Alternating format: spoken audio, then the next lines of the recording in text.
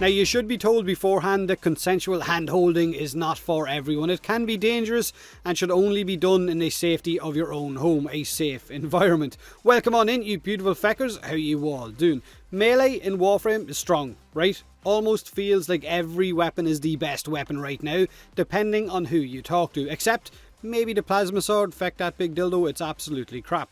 Melee is still the best weapon type right now, but the meta has shifted from it being a handful of viable weapons to one giving you a shed load of different options.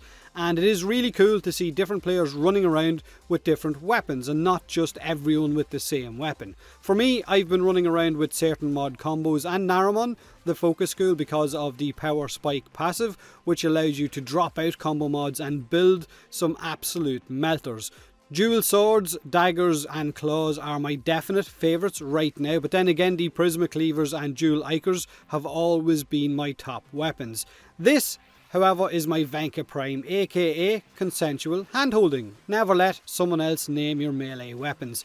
It is top tier, the only weapon in game right now that can hit a 13 times combo. Red crit damage inside an 8 times combo multiplier, deals primarily in slash damage, high crit chance, high status chance, ideal for a blood rush, condition overload and weeping wounds combo. Not to mention the insane damage this thing puts out when you ground and pound knocked down enemies.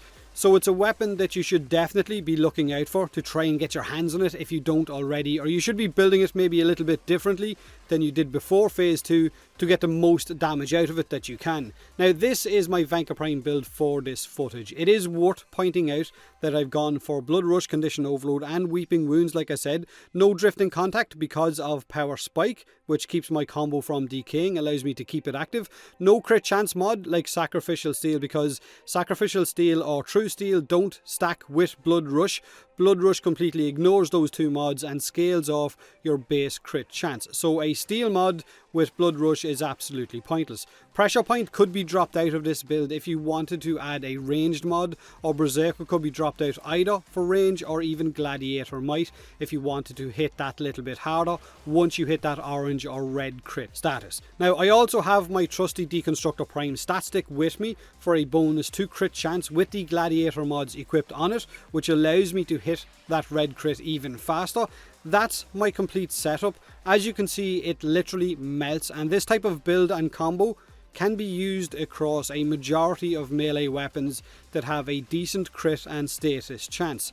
But if you're not prepared to run with Naramon, then you're going to have to put in a combo mod, which means it might not be as effective. Or if you're not prepared to run with your Deconstructor Prime on Helios Prime, then you're not going to get that bonus crit chance as well. Now the good thing about Helios Prime and bringing the stat stick is that if Helios Prime dies, you still get to keep the benefit of that stat stick as if it was still there. So even if you lose your combo, you will still build it right back up to red crit as if the Helios Prime was still alive.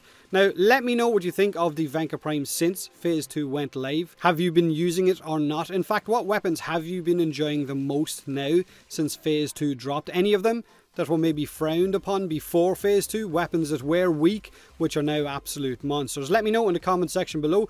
Do me a huge favour and hit that like button if you enjoyed the video, or don't if you didn't. Subscribe for more Warframe, and as always, thanks very much for watching.